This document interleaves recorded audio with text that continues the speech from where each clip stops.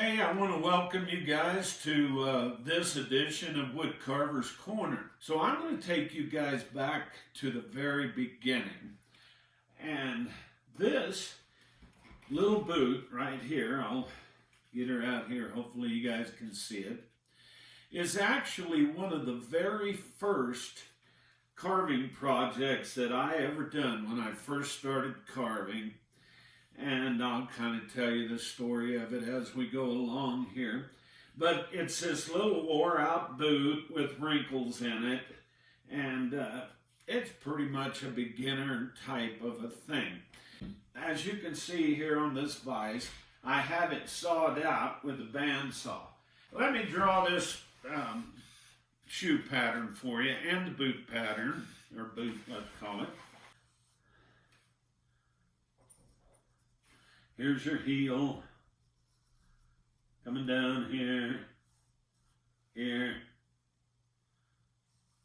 This is the bottom of the boot, the heel. Little tongue there. This bulby toe thing. Could be a little bigger than that. This heel comes in. This heel comes around. This can be exaggerated any which way you want on the back of the boot. This part comes across, down. And if you're going to leave this tongue curled out, which is kind of neat thing to do, a lot of times I'll curl this tongue and then bring this like this. Well, eventually what's going to happen is as I carve this tongue inside there, this little deal comes around here. There'll be some holes here for the shoestrings. And I have done the shoestrings all the way through. And you could even put little leather strings or something in there if you wanted to. I'll just simply, once I get the little shoe rounded out, I'm going to come back with a V-tool, V-tool these lines, and V-tool the heel. And a lot of times I'll do a little V-tooling of this sewed-on heel part, or the back of the boot. And sometimes, just for character, I'll put a little patch thing across the front, and then I'll end up doing some little stitching marks like this. It's a fairly simple project. And of course, from the bottom, let's say you tip this up from the bottom, you're going to be, and this would be the toe here, you guys, you're going to be looking for a shape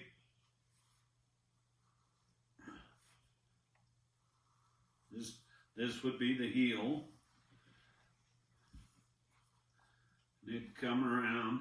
And then a lot of times on the heel, I'll do some little holes to, if you ever turned a boot upside down, I'm sure you've seen how it's shaped. Now that's the pattern for this old wrinkled up boot, like I got here. As you can see, that's pretty much the pattern. And you might notice that I've added some wrinkles. Some of them coming in here, and a couple, 2 or 3 harsh wrinkles back in here. And that's pretty much the pattern of it. These can be used, if you do a big one, let's say you do something this big like I got drawn, you could use it to put some fake flowers in.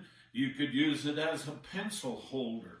The small ones like this, a lot of people use them on the table and put toothpicks in them. Now, choice of woods, I've done them in butternut. These are all in basswood here.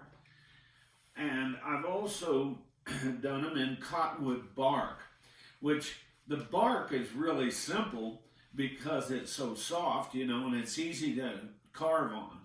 So if you're a real beginner, you might want to try to choose some sort of wood that's really soft.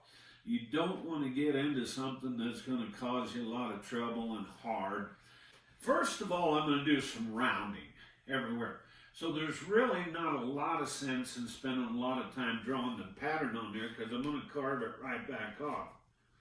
But I'll just kind of give you guys a little idea of where the pattern lays here. This will be the heel part. This is where I'm thinking that this comes around here like this. That's basically the pattern on the thing. Now, if you're careful, you might have noticed when I was bandsawing, I tipped this thing up like this on the bandsaw and clipped the corners a little bit to save yourself a bunch of rounding here. You know, I even done it on the one I got here. I rounded the toes up just a little bit, you know, on the bandsaw. Let me just say this about bandsawing, though, is be careful, you know, it's kind of hazardous. I have had people ask me what happened to my fingers, and of course, that finger's been off there since 1976, and it wasn't wood carving. I was using a saw when that happened. So what I'm going to do here, guys, for a little bit, is I'm going to round over the toe quite a bit here. I can also begin to round here. And what I will do, though, is I'll start to move this thing to where it's more comfortable for me to be carving. And that's one thing that I explained on the last project, that driftwood horse that we done, is you guys will just have to learn to try to get comfortable with how you're carving. If a knife works well for you, then whittle with your knife. Chisel works well for you, then use a chisel. I am totally addicted to carving wood, you guys. I really love wood carving, and I hope that you guys get going with it and find it as enjoyable as I have over the years. As I'm rounding off, you guys can watch me here for just a minute, but also I'll tell you the story about the first time I carved a boot like this. I was not even in the carving class that was taking place. I had went over to Winfield, Kansas with someone to, they were taking this carving class, and they had told me, let me rearrange my vise here, but they had told me about this carving class, and they needed a ride to get over to the carving class. So I volunteered to take, give them a ride over there. And if anybody from Winfield area or something's watching this, you'll probably heard of Dave Chapman there in Winfield. And they were giving this class as a continuing education class through the Cowley County Community College. And like I said, I was not even enrolled in the class, but I was there. And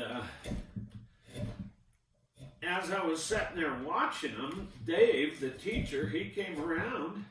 They were doing this boot, just like I'm doing. Little one, and they were whittling it, you know. And Dave told me, he says, well, heck, if you're going to be here in the class or around, why don't you get a knife and a blank there and do some carving with it? And of course, I've always been interested in carving. When I was a junior in high school, I carved a wooden boxing trophy for a boxing tournament that I was involved in. And then later on in shop class, I custom carved these parts for a velvet headboard on a bed. So I had done some carving, but not much. And anyway, Dave told me, he said, well, grab a knife and a blank and carve. So I wasn't enrolled in that class, so I didn't want to take up a bunch of his time, but I sat over in the corner. In about 30 minutes or so, I whittled a boot just like this one I was showing you here, you know. And Dave came around and right off he said, well, how long have you been carving? And I said, oh, about 20 minutes or 30. He said, no, how many years have you been carving? And I said, well, not any at all. I haven't carved. And he said, well, let me tell you what. He said, if you done that good the first time that you carved, he said, you should get into doing some wood carving. Well, I was hooked. That was the first night of that class. And I was just totally hooked. I was kind of excited when I went home. And of course, I was proud that, you know, I carved a little boot and turned out real neat, you know. So I actually signed up for the class and I started going. And I was totally hooked from the very first time I carved. I enjoyed it. Give me something to be doing in the evenings. So guys, I'm sitting here rounding things up. Now I'm getting a little timid down here because the base here, I got some screws and stuff in. I definitely don't want to ruin this gouge or run my gouge into that base. So I'm just going to continue to round up here for a little bit. I'm rounding the toe over. Like I said, if you're holding this in your hand, a small one or something, you're really going to have to be careful.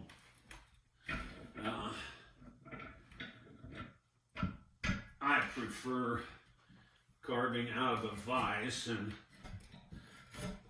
this cross grain, as you can see, is a little tough. Hope you guys can see. So for just a little bit, what I'm going to do, you guys, I'm going to begin to round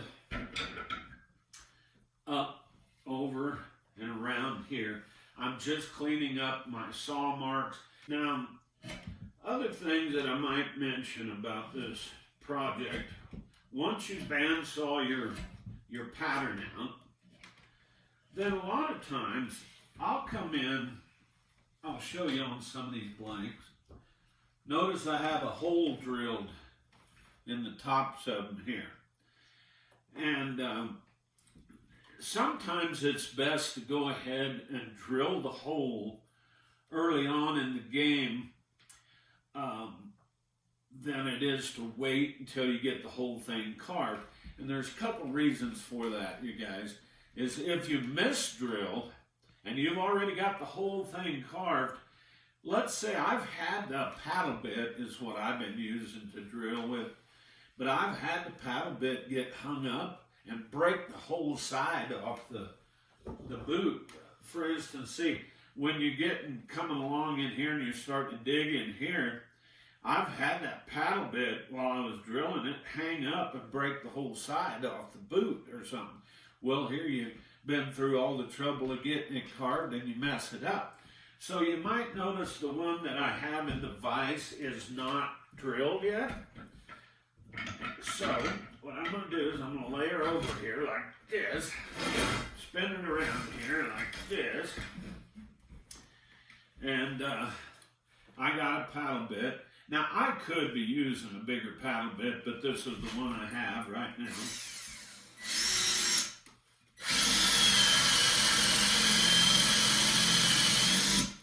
Now here's a suggestion, you guys, when you're drilling.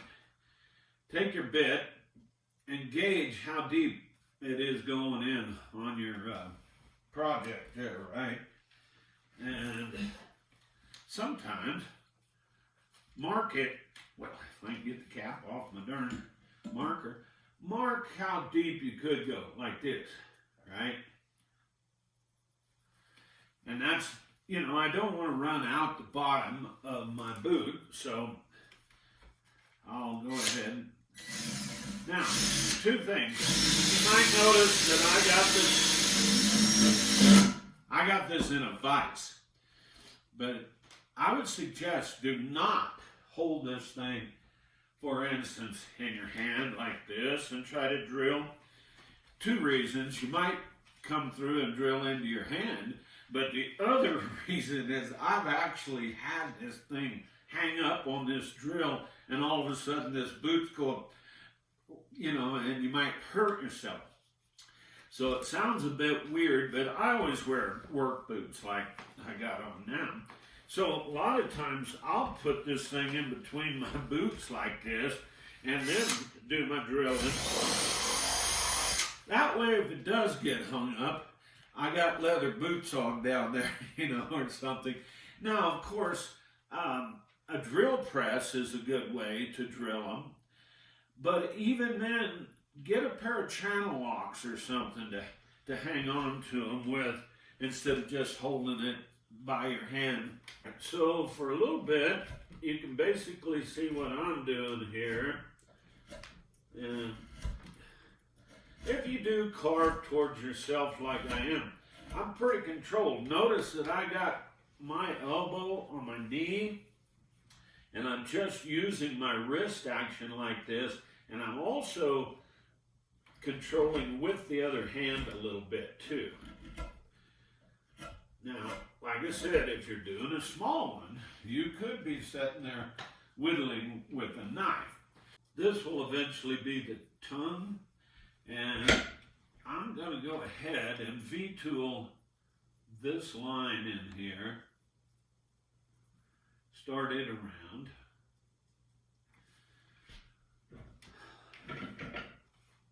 I'm going to come here, and I'm going to start taking this tongue down thinner. In other words, it's going to come around. I'll turn this down where you can see. But from the top, I'm going to whittle this tongue around the edges off from it, bring that around. I am going to start cleaning up here, and I probably will go ahead and take this off this stand once I get my saw marks out back here. So for just a little bit, I'm going to take a break off camera here, do a few things, and then I'll come back on and show you where we're going to go to from there. Well, I kind of rounded up here, you guys, on everything. I did want to make sure to show you about this tongue. I did round this tongue coming in here, but I wanted to show you that you can start, now the tongue's going to be rounded over and in, and you can start getting some of this wood out of here. Now, I've already drilled a hole here, so therefore the hole itself is going to be serving as a stop cut. Because if I was to go with this would be with the grain like this. If I was to go with the grain without that hole back there, that whole piece would, fall off there or chunk off there. So you got to be careful if you're going with the grain. It doesn't really matter on this project which direction you put the grain. All right, see it started to give me a pull there. So I'm working this U-gouge down and into the hole here. And so that's how I will begin to hollow this out. I'm taking small bites at a time, not trying to take a whole bunch of wood, you guys. Just a little nibs. And you don't want to get these sides of your boot too thin too quick. Here where the tongue's going to start to round over and into the boot, see, I can start bringing that around. Now here, this tongue, I'm going to start dishing it out some and rolling it over and in to, where I got that hole drilled. And I'm almost to the point to where I'm going to have to take this off this stand here in a little bit. Now, while I'm cleaning up a little, I don't need that mallet here. I could just be pushing this. Clean these saw marks. That is cross grain, so it's a little tough in there. But I'm going to clean this out a little bit. I know you guys are thinking, well, I'm using a knife and whittling. Yeah, you can get in there, but you almost have to just roll your knife almost like a potato cut. I say a potato peeling cut type thing. You know? Let me lay this over and I'll show you what I'm saying here. You can take your knife and kind of roll it like this and this. Of course, the grain is kind of wrong here, so you're going to be fighting the grain. See there how I can roll that knife to work inside there, in there. You could be whittling even in here with your knife a little bit. I think you'll find, though, if you have a little tiny gouge like the one that I was showing you earlier here, that works the best for in here. You're just sitting there pulling little chunks at a time in there. So for just a little bit, I'm going to clean up that, but I'm going to give you one more little assignment here with the V-tool.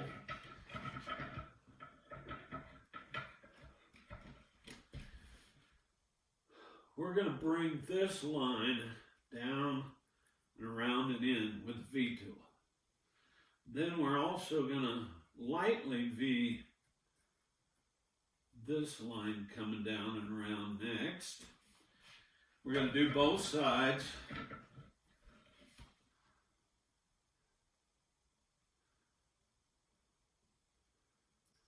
So I'm going to make a couple of V-tool lines here. Now the inner V-tool line here, I'm going to get deeper with it because that tongue of that boot's actually coming from the inside of the boot. So now if you're working by hand, a short little V-tool works really good for in that area. Something that you can keep control of. All right, so I'm starting to V-tool here. I'm gonna slender in my tongue some more here, bring that in, and then I'm simply gonna draw on my heel lines and stuff.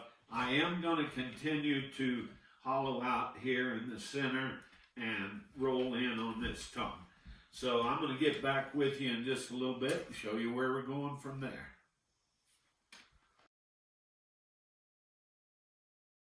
If you guys are watching this and you enjoy it, or you know anybody at home or any wood carving club that might enjoy this project, we'll pass the word on that we're starting to do Woodcarver's Corner again, and that I will be posting.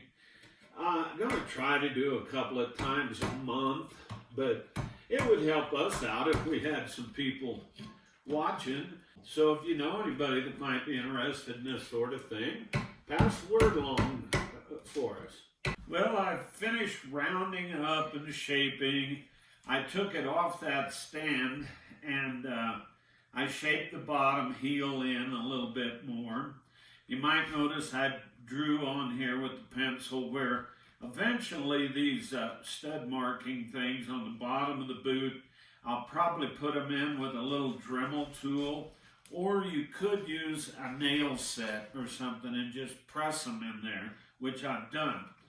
Now notice that I'm drawing my heel line mark here on. Notice that I'm drawing this part of the boot back here. It's basically the heel thing. I'm going to draw the sole here coming around. I don't know whether you guys can see my pencil marks or not, but I'm going to bring that on around, drawing it on here. So what I'm going to do is take a V-tool and just V-tool all of these lines in there Let me grab a V-tool here. And now, here again, you could push your V-tool like this, but I could either push them in like this, or a lot of times, I'll use that technique like I was showing you here, where I just hold it and just twist my wrist a little. I'm not pulling my whole arm at myself. I'm just barely twisting my wrist, which sometimes you'll just have to figure out. You notice I turned the boot over, right? Which way is your most comfortable way to carve? So I'm going to V-tool all my lines in here around the heel. Also, your grain direction may have something to do with it, you guys. Which way cuts the best. Sometimes you get with the grain just wrong, and it's going to want to pull a big old piece off on you. So you'll just have to see which way is more comfortable for you. A lot of times when I'm using a V-tool like this, I'll tip that V-tool over on its edge a little bit to maybe pull one surface down just a little bit further than the other side. Like here, I'm going to take more off the boot side than I do off the sole of his shoe side, see? So you're going to run all your lines that you got drawn on with the V-tool. I'm going to get that done, first of all. Might even notice here on the back where I've drawn a couple of lines for a piece of leather down the back of the boot.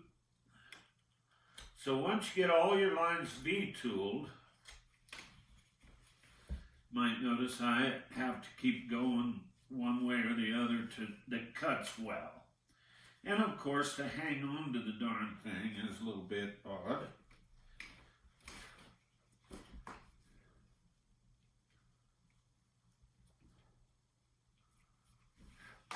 Felt a little uncomfortable pushing on it that one way, so I'd turn around and come the other way. You'll just have to play with whichever way feels the most comfortable to you. Now you might notice that I started drawing in some holes here for the shoelaces, which I'm probably going to take a Dremel tool and touch these holes coming up there. I'll draw them on this other side just to give you an example of what I'm saying. Is I'm going to take a Dremel tool and just punch some little holes here for the shoelaces.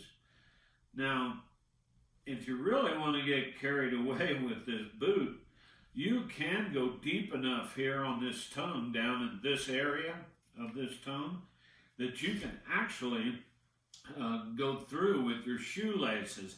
I've done that before. Now, once I get all my lines ran like that, you guys, with my V-tool, I'm going to put one up and over the toe of his boot. Then I have a little tool here. This is a pattern thing for sewing. And it's like a little spur on a wheel is what it is. And so let's say I want to make some sewing marks like his boots being sewed.